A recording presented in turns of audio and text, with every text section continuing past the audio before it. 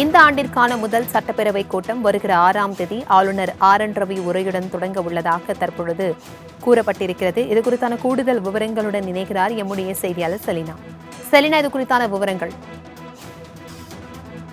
ஆண்டிற்கான முதல் சட்டப்பேரவை கூட்டம் வருகின்ற 6ஆம் தேதி ஆளுநர் உரையுடன் தொடங்கியிருக்கிறது. இதற்கான அறிவிப்பு ஏற்கனவே சபாநாயகர் வெளியிட்டிருந்த நிலையில் எத்தனை நாட்கள் சட்டப்பேரவை கூட்டத்தொடர் என்பது நடைபெறும் என்பது தொடர்பாக சபாநாயகர் அப்பாவு தலைமையில் அனைத்து கட்சி பிரதிநிதிகள் கலந்து கொள்ளக்கூடிய அலுவல் ஆய்வு கூட்டம் என்பது நாளை நடைபெற இருக்கிறது. குறிப்பாக 6ஆம் தேதி சட்டப்பேரவை கூட்டத்தொடர் நடைபெற இருக்கக்கூடிய நிலையில் அன்று ஆளுநர் உரை என்பது நடைபெறும்.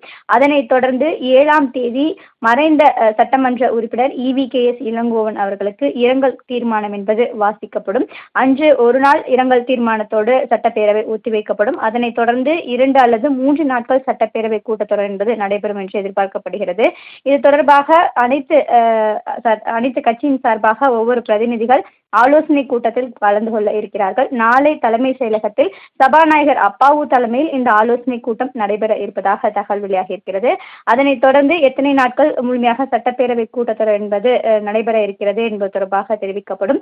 இறுதியாக அதாவது சட்டப்பேரவை கூட்டத்தொடர் இறுதி நாள் அன்று முதலமைச்சர் உரை என்பது நடைபெறும். ஆளுநர் உரைக்கான பதில் உரையும் முதலமைச்சர் மு க ஸ்டாலின் முழுமையாக வழங்க இருக்கிறார். தகவல்களுக்கு நன்றி செலினா.